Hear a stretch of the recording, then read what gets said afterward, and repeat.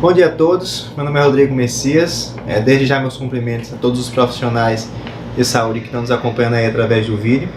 É com muita satisfação que a gente vem sempre trazendo novas ideias, nova forma de pensar, trazendo novos protocolos, a fim sempre de melhorar a gente como profissional.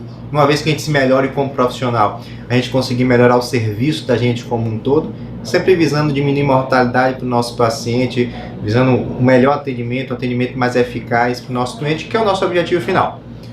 O tema que a gente vai tratar hoje é de extrema importância, que é a sepse, que é um tema, uma situação clínica que a gente se depara muito frequentemente, tanto em ambiente de UTI, quanto em ambiente de enfermaria, quanto no próprio pronto-socorro.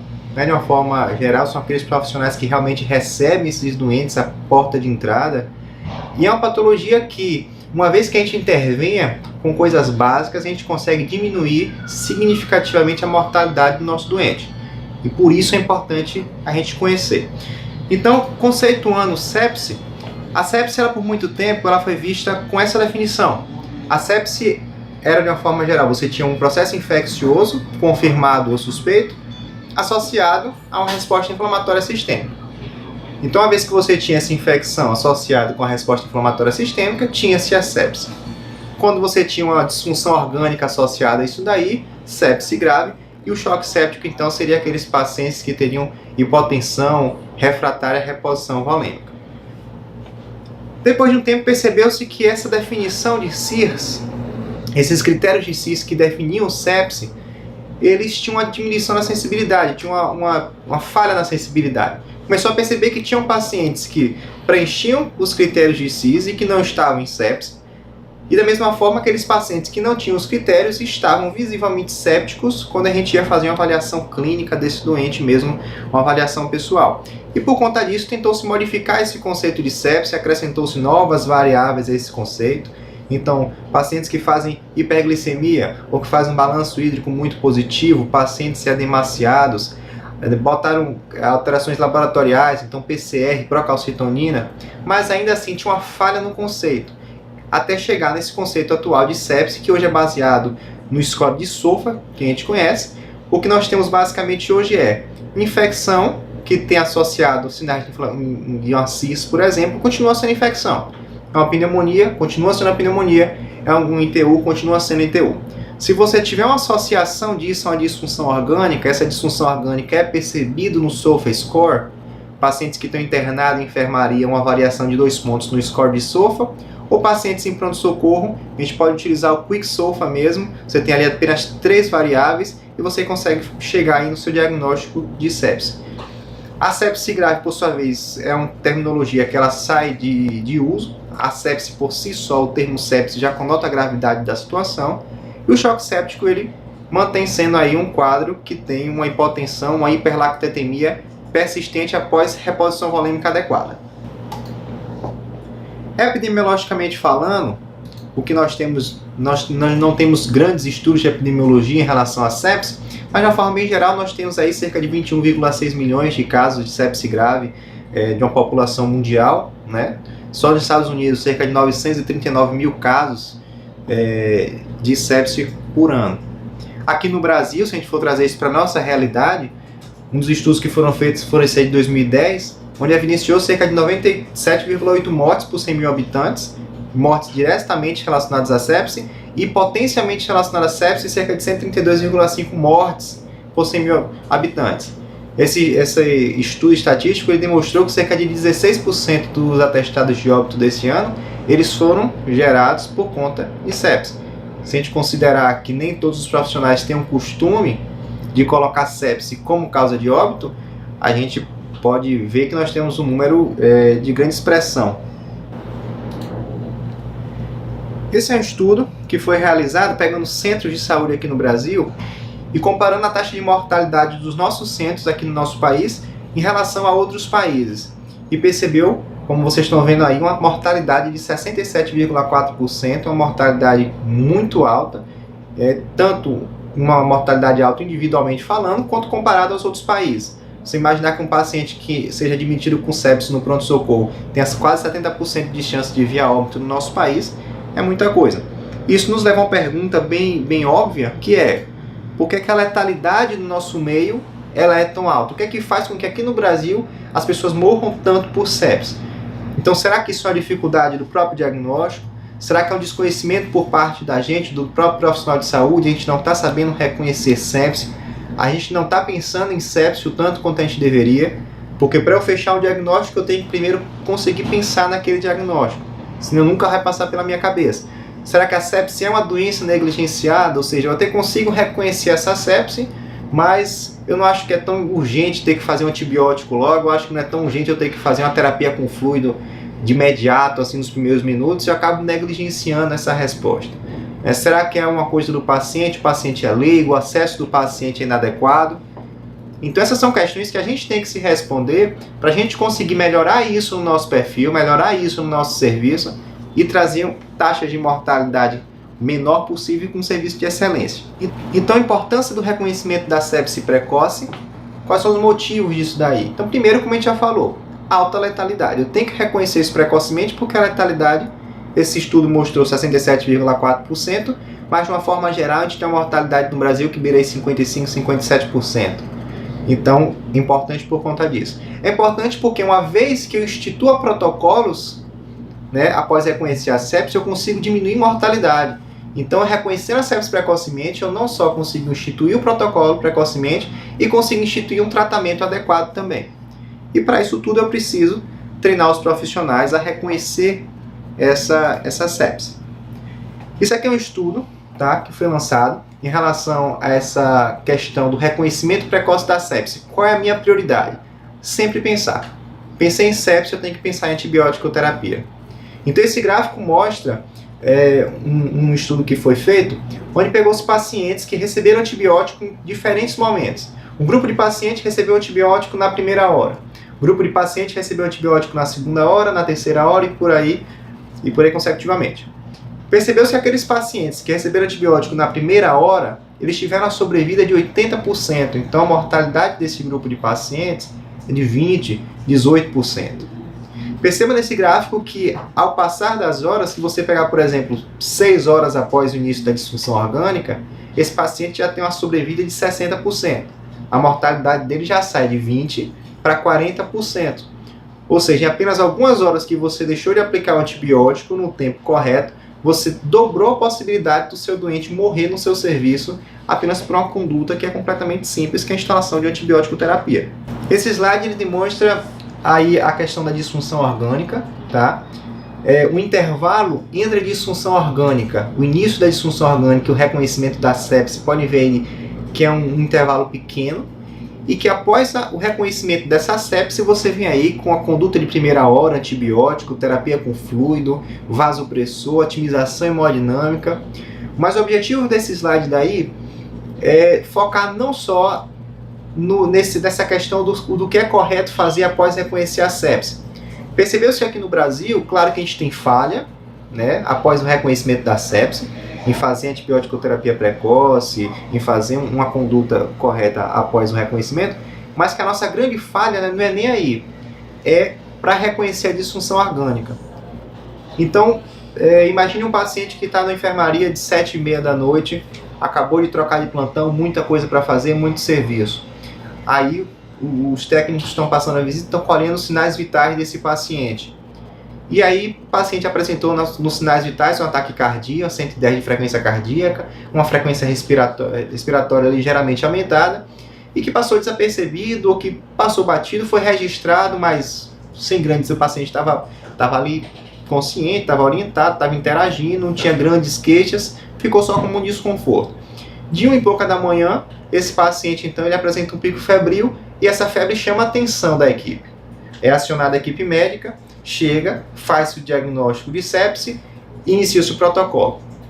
Então, após o reconhecimento de 1h30 da manhã da sepse, tudo foi feito certo. Fizeram um antibiótico rápido, fluido rápido, mas o tempo de que esse paciente passou de disfunção orgânica foi de 7h30 da noite até 1h30 da manhã. Ou seja, antes de ser feito tudo certo, é um paciente que tem 6 horas de disfunção orgânica que foi passado batido. Então é importante que a gente consiga fazer tudo corretamente após reconhecer, mas mais importante ainda é reconhecer precocemente essa disfunção. Esse aqui é um estudo que comprova isso aí que a gente está falando. Um estudo que pegou 9 centros, 9 hospitais públicos aqui no Brasil, na cidade de São Paulo, e ele instituiu protocolos nesses serviços para o que fazer após reconhecer a sepse. E percebeu-se que esses serviços conseguiram sim fazer um trabalho bem feito, conseguiram fazer a instituição do protocolo após o reconhecimento da sepse. O que aconteceu foi que no final das contas apenas 2 destes serviços conseguiram reduzir mortalidade. E aí fica aquela dúvida, se todos os serviços tinham um protocolo, estavam fazendo as coisas corretas, por que apenas 2 conseguiram diminuir mortalidade? E quando foram ver na prática, o que tinha de diferente nesses 2 serviços é que eles tinham um tempo de reconhecimento da disfunção orgânica melhor comparado aos outros serviços. Eles reconheciam mais precocemente e, consequentemente, intervinham mais rapidamente. E que doença é essa? Né? Tentar entender um pouco, obviamente isso não é uma aula de sepse, é uma atualização, mas de uma forma bem simplista, tentar entender que doença é essa que, se você passar algumas horas sem a conduta, esse paciente dobra a chance dele morrer. O que é que está acontecendo no organismo desse paciente? Né, de uma forma bem direta, o que está acontecendo é que o nosso paciente está em hipóxia tecidual. A sepse, no quadro séptico, existe um desbalanço entre o consumo e a oferta de oxigênio. Isso gera hipóxia, isso gera metabolismo anaeróbio, isso gera produção de lactato, por isso que esses pacientes tendem a ter lactato elevado, e já é provado que quanto maior os índices de lactato, isso está associado estatisticamente com maiores índices de mortalidade nesse paciente, tá?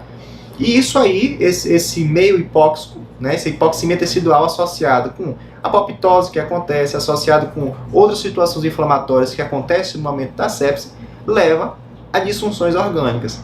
Disfunções orgânicas que podem ser dos mais variados tipos. Então eu posso ter disfunção orgânica do ponto de vista circulatório, do ponto de vista respiratório, do ponto de vista renal, do ponto de vista hepático.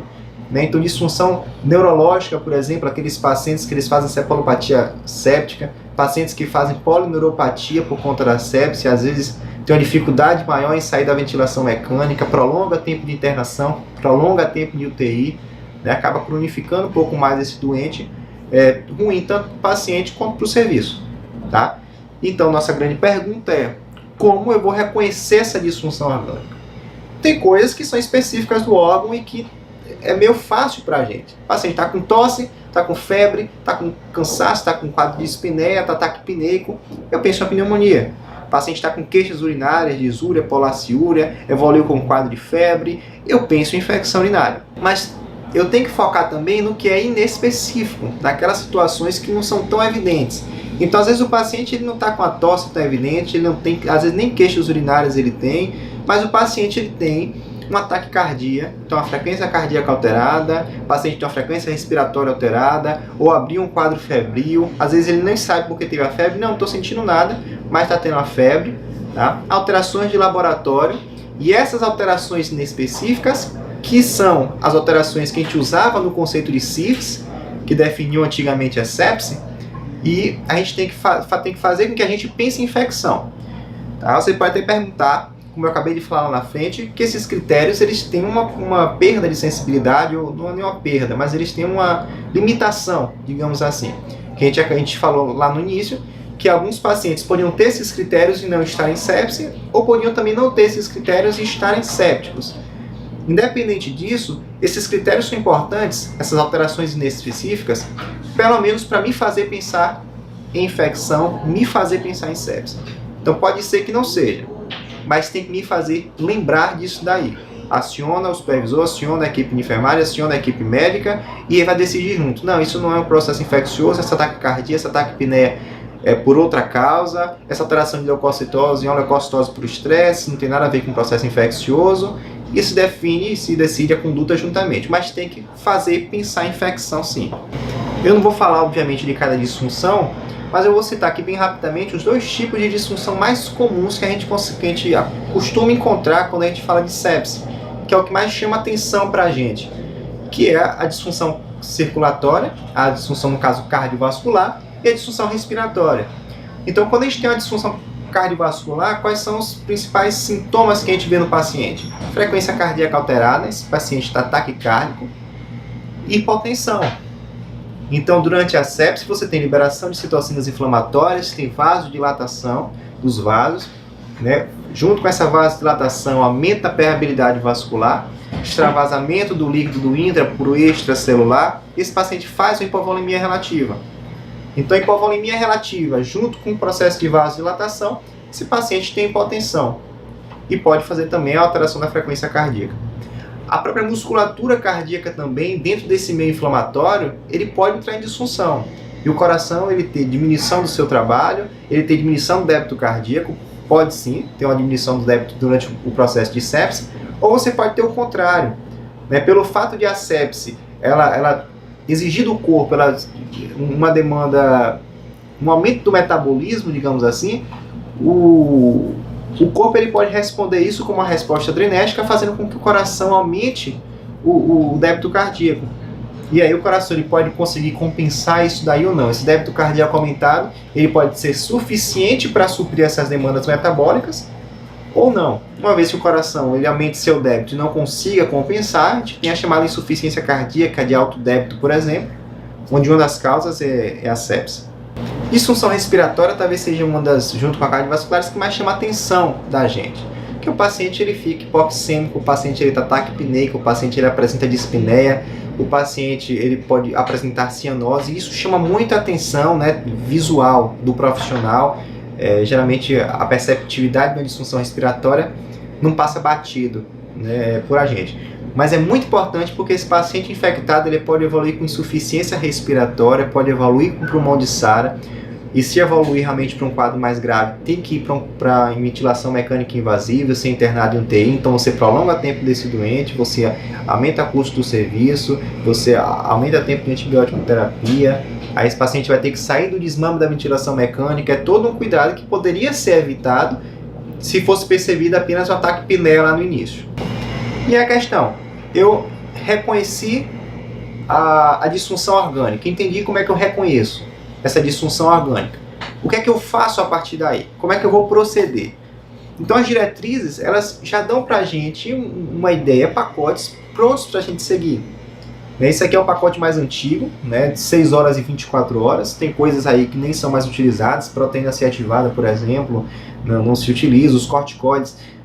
Você vai ver que o nosso protocolo em si aqui tem esse uso de corticoides em situações específicas, mas o corticoide tem aí o seu uso debatível, né, o uso dele durante o quadro de sepse.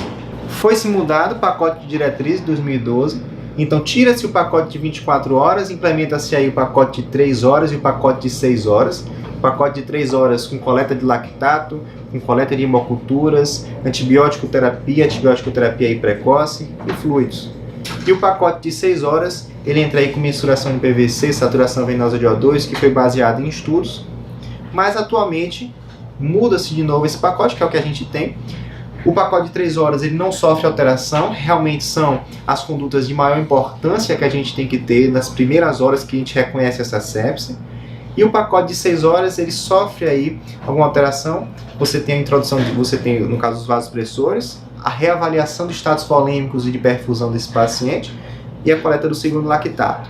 Vamos tentar falar de cada elemento disso daí e entender quais são as recomendações mais atuais de como aplicar cada um desses tópicos, desses pacotes, na prática. Então, coleta de culturas. Culturas apropriadas devem ser colhidas antes do início da antibiótico-terapia. Então, vai se iniciar antibiótico de primeira hora? Vai. Antes de iniciar antibiótico, colhe-se cultura desse paciente. Colher um antibiótico antes do início colher a cultura, antes do antibiótico para aumentar a sensibilidade. Aí você pode falar, Rodrigo, mas não tem os quelantes de antibiótico dentro do frasco da hemocultura? Mesmo assim, se a gente conseguir colher isso aí antes, a gente vai ter uma sensibilidade maior, e quanto mais bem feito e mais corretamente for feita a coleta da cultura, mais a gente vai poder confiar no resultado para se guiar, para mudar, de escalonar o antibiótico. Tá? Lembrar de colher hemoculturas em 2 frascos de 10 ml cada uma, 2 amostras no caso. E importante, como eu acabei de falar, a cultura bem feita. Porque é a partir dessa cultura que a gente vai se guiar. Então a gente consegue descalonar uma antibiótico terapia, sair de um antibiótico de maior espectro para um antibiótico de menor espectro, a gente reduz chance de resistência bacteriana para o nosso paciente, a gente reduz custo para o serviço, né? O custo de antibióticos, obviamente, é um paciente que está usando meropenem, né? Alguém iniciou empiricamente meropenem, tazocin, e de repente a gente descobre na cultura que ele responde a ceftriaxona, por exemplo. Tanto para o doente é bom, quanto para o serviço é bom, que é um custo muito menor. Coliocultura, se controlar o foco desse paciente, eu tenho que saber e conseguir pelo menos pensar nos principais focos. Como está dizendo, focos passíveis de controle devem ser exaustivamente procurados e controlados nas primeiras 12 horas de atendimento. Então o paciente chegou, está com quadro séptico. Sepse de que foco? Então está com tosse, está com dispneia, está com doutorado, será que é uma pneumonia? Está com sintomas urinários, será que é uma infecção urinária? E às vezes você não vai conseguir perceber, às vezes é uma paciente idosa que não consegue que não tem tantas queixas, é uma paciente acamada, é uma paciente com síndrome de imobilidade e não relata, não consegue relatar, às vezes é um paciente sequelado. E você tem que pensar nos principais focos. Então pode ser foco pulmonar, pode ser foco urinário, que são os principais. Então vamos fazer um sumário de urina, um raio-x de tórax, procura na pele, vê se tem algum foco na pele, vê higiene oral, tá? Tem coisas que dependem da parte da cirurgia e que a gente não tem como controlar essa infecção sem uma abordagem mais específica. Então, uma artrite séptica que precisa de drenagem, é uma pielonefrite obstrutiva, é um quadro infeccioso de origem abdominal que requer uma exploração cirúrgica, tudo bem. Nesse caso, a cirurgia vai ter que intervir. Mas tem coisas que também dependem da gente, né? Não só o reconhecimento da infecção quando chega do pronto-socorro, mas esse paciente internado. Então, o paciente que está com acesso venoso trófico central, por exemplo, com sinais flogísticos, saindo secreção, e não é percebido isso, não se é trocado esse acesso, é um paciente que está com sonda vesical de demora por um tempo maior do que o tempo estipulado, é a troca de acesso venoso periférico que não está sendo feito na quantidade de dias que tem que ser feito, né, de uma forma correta. Então, isso não pode passar batido por a gente. Antibiótico, recomendação forte, a administração deve ser feita na primeira hora e lembrando, após coleta da hemocultura. Esse estudo aqui de Valles, em 2003, ele é um estudo interessante, porque ele mostrou pra gente uma coisa. Ele pegou pacientes que receberam antibiótico na primeira hora e receberam antibióticos que não foram adequados para o caso, né? Porque entenda, para você tratar determinado foco infeccioso, você tem que ter um antibiótico que cubra aquele foco. Se você vai tratar pulmão, você tem que ter um antibiótico que penetre bem em pulmão. Se você vai tratar uma meningite, por exemplo, esse antibiótico tem que atravessar a barreira hematocefálica, senão você não vai conseguir penetrar no tecido que você quer atingir. Então, muitas vezes, pacientes que recebiam antibiótico-terapia inadequada para o seu foco infeccioso. E outros que recebiam, sim, uma antibiótico-terapia legal, uma antibiótico-terapia correta. E perceba a diferença. Aí, nessa curva A, você tem uma taxa de sobrevida maior, ou pelo menos igual a 80%, nos pacientes que tiveram uma antibiótico-terapia bem feita. Uma antibiótico-terapia empírica, no caso. Claro que a gente não vai esperar resultado de cultura para começar o antibiótico. A gente já falou, antibiótico tem que ser começado em primeira hora. Perceba agora aí na curva D, olha a sobrevida, está abaixo de 40%. Então você sai de uma sobrevida de 80% a mais para coisas pouco acima de 40%, abaixo de 40%, só por conta do antibiótico que a gente escolheu. Isso é muito importante, se for demonstrado não só no estudo de vários, como de outros também. Trouxe esse slide mais uma vez, tá? O slide que mostra aí que o antibiótico na primeira hora aumenta a sobrevida desse paciente, diminui significativamente a mortalidade, para chamar atenção para uma cultura que existe no Brasil muito forte, que é essa cultura do aprasamento. Então o médico ele vai lá, passa a visita, ou então foi acionado para avaliar esses sintomas inespecíficos, um paciente taquicárdico, taquipneico, fez uma febre, chamou o médico. O médico reconheceu a sepse e prescreveu antibiótico terapia. E aí prescreveu 2h37 da tarde, por exemplo. Só que 2h37 da tarde não se tem horário de antibiótico por isso daí. A gente sabe que quando a gente vai abrir os horários das medicações, tem horário fixo de 16 horas, 18 horas, até para organizar a equipe. Então deixa-se, então, vou fazer esse antibiótico de 2h37, porque senão a segunda dose vai ser de 2h37 da manhã, vai ficar diferente das outras medicações e acaba deixando esse antibiótico para o segundo momento, o segundo registro aí, às 18 horas, por exemplo. Então perceba que entre 2h30 e 18 horas, esse paciente já perdeu uma quantidade significativamente de tempo e já aumentou aí 10%, 15% a chance dele vir a óbito só por conta desse aprazamento.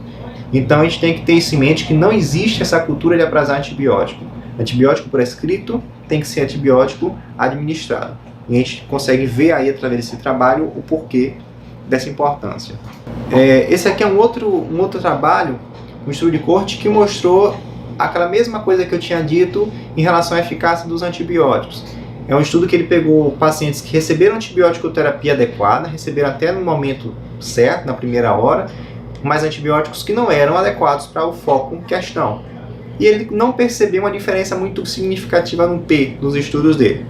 E posteriormente, quando ele fez um estudo com antibiótico-terapia adequada para os focos, ele conseguiu perceber uma diferença muito grande no seu P, no índice de mortalidade, só mais corroborando mais uma vez a informação que a gente tinha falado agora. Então, recomenda-se que a terapia antimicrobiana inicial empírica inclua uma ou mais drogas de amplo espectro, cobrir aí todos os agentes prováveis, bactérias, fungos, vírus, e que penetre em concentrações, aquela coisa que eu falei, vai cobrir pulmão, tem que ter um antibiótico que cubra bem pulmão, vai cobrir infecção urinária, um antibiótico que penetre bem, tá? A depender do seu foco. O regime antimicrobiano deve ser reavaliado diariamente para otimizar a atividade, prevenir resistência, reduzir toxicidade e custo. Então isso é de grande importância. Está se fazendo a visita multidisciplinar diária no doente, passa na enfermaria, recebe uma parcial de cultura. Essa cultura mostrou que aquele antibiótico que estava fazendo uso poderia ser descaminado por um antibiótico de menor espectro, um antibiótico de menor toxicidade, um antibiótico de menor custo. A gente tem que fazer esse descaminamento. E aí a importância do papel do CCIH, cobrando isso daí, vendo a questão das culturas, avaliando essa questão da terapia antimicrobiana. Tá? Sempre lembrar, iniciou um antibiótico empírico, mas sempre reavaliar diariamente a necessidade daquele antibiótico, se ele pode ser trocado, se tem um com menor espectro, se tem um com menor toxicidade para o doente, para a gente fazer a troca se for possível. Duração na terapia deve ser de 7 a 10 dias. Obviamente que vão ter exceções, como está descrito aí, pacientes imunossuprimidos, pacientes que têm uma bacteremia maior, tem uma bactéria que é mais difícil de controle, pacientes que têm neutropenia, por exemplo, enfim, eu tenho alguma deficiência e que precisam de antibiótico-terapia mais prolongada, tá? Existe sim e é possível e tem que ser feito sim essa antibiótico-terapia mais prolongada. Mas a gente tem que ter em mente pelo menos essa questão dos 7 a 10 dias para servir como um guia. Então tem um paciente que se internou, passou 10 dias, está com o paciente 14, 15 dias de antibiótico, isso pelo menos tem que chamar a atenção da gente, para a gente chegar lá e entender, rapaz, passou 10 dias, está com 15 dias, o que é que está acontecendo que esse paciente não ficou bom ainda, que ele está precisando desse antibiótico? Será que foi esquecido na prescrição e está lá repetindo esse antibiótico que está passando e está sendo feito por conta disso? Será não? Esse paciente realmente é imunossuprimido, tem uma bacteremia um pouco mais de difícil controle e tem que fazer esse antibiótico mesmo, então tudo tranquilo. Mas passou desses 7 a 10 dias, é importante a gente ligar um alerta aí, tentar entender o porquê que está acontecendo esse prolongamento do tempo de antibiótico-terapia. Aqui eu não vou me deter a ler em cada um desses, mas tem isso aqui no nosso protocolo, tá? Que vai ser disponibilizado. São esquemas de antibiótico, de opções de terapia antimicrobiana empírica para cada situação. Então, se você pensou numa pneumonia nosocomial, por exemplo, avaliar tem quanto tempo de internação. Se tiver menos de 48 horas ou mais de 48 horas, ele já dá aí esquemas de possível uso que você pode lançar mão. Se for uma sepsis de origem determinada, se for nesse caso aqui trato urinário, se for infecção de corrente sanguínea, então ele já dá esquemas que a gente pode fazer para ter um tratamento não só rápido, mas um tratamento efetivo também. Colheu-se cultura, iniciou a terapia antimicrobiana. Terceiro passo, coleta de lactato. Pode ser colhida ali junto também. Quando for fazer a coleta da cultura, aproveita também, já faz essa coleta de lactato. Por que é importante avaliar o lactato? Lactato, pacientes que têm um lactato maior que 2 vezes o valor de normalidade, ele tem que ser incluído na terapia de reposição de fluidos. E o pacote de 3 horas, já fazer logo 30 ml por quilo de cristalóide, a gente vai especificar um pouco mais como é feito isso daí. E pacote de 6 horas, remensura o lactato, reavalia a reposição, o status volêmico desse paciente, vê se tem necessidade de maior reposição volêmica, se for o caso, sempre tendo o lactato como alvo terapêutico, né? Como é que o lactato ele entra aí pra gente como alvo terapêutico? Existe um estudo conhecido, o estudo de Rivers, e Rivers ele pegou 2 grupos de pacientes. Eram pacientes que chegavam em quadro séptico, faziam a reposição volêmica e viam depois, né, essa resposta dessa reposição através de parâmetros como diurese, pressão arterial, frequência cardíaca, PVC. E Rivers ele decidiu pegar um segundo grupo e utilizar a saturação venosa de oxigênio como parâmetro para avaliar a resposta volêmica desse paciente, se foi adequado ou não. Então esse paciente ele chegava, colhia os exames, fazia a terapia com fluido. Posteriormente, para ver se teve uma boa resposta à terapia, colhia a saturação venosa de oxigênio. Se não fosse adequada, via-se então outras possibilidades, mais hidratação, se for anemia menor que, com HB menor que 7, reposição de transfusão de concentrados de massa, se precisava de uso de dobutamina, por exemplo, e reavaliava essa saturação. E Rivers percebeu que no grupo que ele instituiu a saturação venosa de oxigênio como um dos índices a serem estudados, teve uma diminuição de mortalidade maior do que no outro grupo. Então a saturação venosa de O2 ficou aí como sendo um dos indicadores de diminuição de mortalidade. Mas o estudo de Rivers, ele, não vou dizer negligenciado, mas ele não foi tão valorizado na época, porque foi um estudo pequeno, o N dele foi muito pequeno, 300 pacientes apenas, foi um estudo patrocinado pela indústria, então ele ficou meio pouco valorizado, embora tenha demonstrado essa questão. O Jones, mais na frente, ele resolve comparar. Ele pega um grupo de pacientes que se baseia na otimização da saturação venosa de O2 e um outro grupo de pacientes que se baseia na otimização do lactato. E ele percebeu que não houve diferença na mortalidade. Ou seja, tanto faz eu otimizar a saturação venosa de oxigênio, quanto faz eu me guiar pela otimização do lactato, tanto faz. E o lactato, por ser um exame de mais fácil acesso, ser mais fácil conseguir coletar aquilo ali do que uma saturação venosa de oxigênio em catéter central, o lactato ele entra aí num pacote das 3 horas, entra no pacote das 6 horas e entra pra gente como alvo terapêutico. Então a terapia com fluidos, a recomendação é utilizar cristalóide, tá? Soro fisiológico, ringer lactato. Como é feito isso daí? 30 ml por quilo, tá? Em bolos. Qual é melhor? Fisiológico, ringer lactato? Tem estudos que estão tentando comparar os dois aí, não tem nada definido, determinado. Fica a escolha realmente aí do profissional de saúde que for fazer hidratação. Não se recomenda o uso de hidroxietilamida, que é uma substância colóide, não é recomendada realmente nos casos de terapia de fluido nos pacientes com sepsis. E uma recomendação fraca aí, a sugestão do uso de albumina naqueles pacientes que faz grandes reposições volêmicas, que precisa de muito volume. Existe aí a possibilidade do uso de albumina, mas mesmo assim a recomendação fraca, grade 2C. Então essa terapia, como eu falei, fazer em bolos, né? Quanto de volume eu vou fazer, em quanto tempo eu vou fazer? 30 ml por quilo em bolos. Vocês vão ver que o nosso protocolo tem escrito um tempo aí de 30 a 60 minutos. Então, um paciente de 60 kg, 70 kg, por ali, ficaria mais ou menos 2.000 ml de hidratação dentro de um período aí de 30 a 60 minutos. E, posteriormente, reavalie o status volêmico desse paciente. PVC, se for o caso, pressão arterial, frequência cardíaca, e avaliar se houve uma resposta ou se esse paciente precisa receber mais volume. Tá? Sempre lembrar que a gente não deve fazer volume de menos, tem que ser feito realmente uma oferta hídrica agressiva, mas eu também não posso fazer uma reposição volêmica a mais. Lembrar aí nesse tópico 2, como está mostrando, que a reposição volêmica excessiva, ela também aumenta o grau de mortalidade nos pacientes dentro do ambiente de medicina intensiva, de terapia intensiva. Tá? E o paciente continuou hipotenso após reposição volêmica. O que é que eu faço? Então, será que é um paciente que está hipovolêmico, ele precisa ainda receber, ele aceita mais volume, né? Que eu possa avaliar isso por esses parâmetros que eu citei. Se não, paciente que tem indicação de vasopressor, tá? E aí, essa indicação dos vasopressores, o que a gente tem de recomendação, que a gente recomenda a noradrenalina como droga de primeira escolha. É a recomendação forte que se tem, tá? pode ser utilizado aí, mas como recomendação fraca, a epinefrina, ou em substituição ou em associação com a noradrenalina, quando a gente quiser manter aí níveis de pressóricos adequados. E a dopamina ele fica realmente em casos de bradicardia, já que a dopamina faz parte de uma das condutas que podem ser adotadas na bradicardia.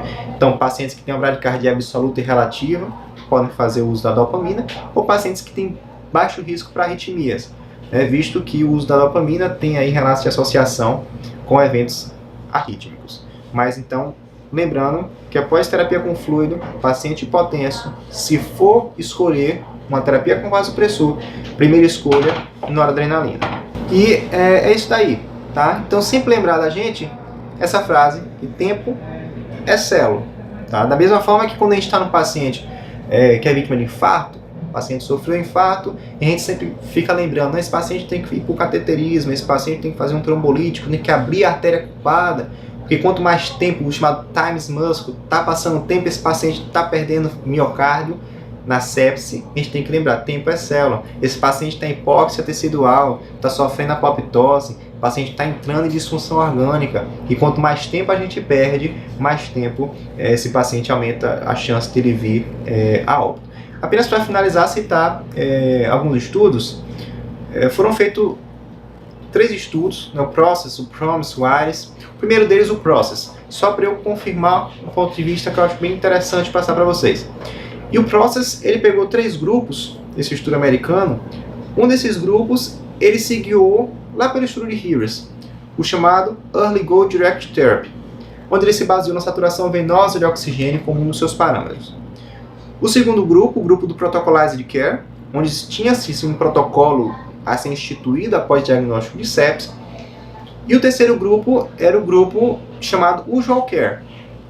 Não tinha saturação venosa de oxigênio, não tinha todas aquelas coisas do protocolo específico a ser guiado, mas tinha um cuidado usual, realmente, muito bom. No final do estudo, o que foi que conseguiu ser mostrado? Que não houve diferença de mortalidade entre os 3 grupos. Ou seja, tanto faz o paciente ser cuidado por um Early Goal Direct Therapy, por um Protocolized Care ou um Usual Care, que esse paciente vai ter a mesma mortalidade. Mas, Rodrigo, o Early Goal Direct Therapy não é mais específico, tem mais coisas para avaliar, tem a saturação venosa de oxigênio aí, o Usual Care não tem protocolo, não tem nada, como é que tem a mesma mortalidade? Então isso mostrou exatamente o quê? Que esse Usual Care foi de grande qualidade. O que mostra pra gente que um serviço que ele tenha um cuidado usual de excelência, que ele consegue reduzir mortalidade sem necessariamente grandes intervenções. Agora, claro, que esse Usual Care foi um Usual Care de excelência, como eu falei. Eram pacientes que tinham disfunção orgânica reconhecida muito rapidamente, eram pacientes que recebiam antibiótico terapia na primeira hora, tinham coleta dos exames realizado rapidamente, uma terapia com fluido feita de uma forma adequada. O tempo médio de instalação no cateter venoso central nesses pacientes era de 1,2 horas. O tempo que eles demoravam a estar em um ambiente de terapia intensiva era de 2 horas. Então, realmente, um Usual Care de excelência que fica aí de exemplo para a gente, para que a gente consiga guiar e diminuir, obviamente, os índices de mortalidade, não só no nosso serviço, no Brasil de uma forma geral. Muito obrigado a todos, e era só isso que a gente tinha de hoje, mensagem de sepse.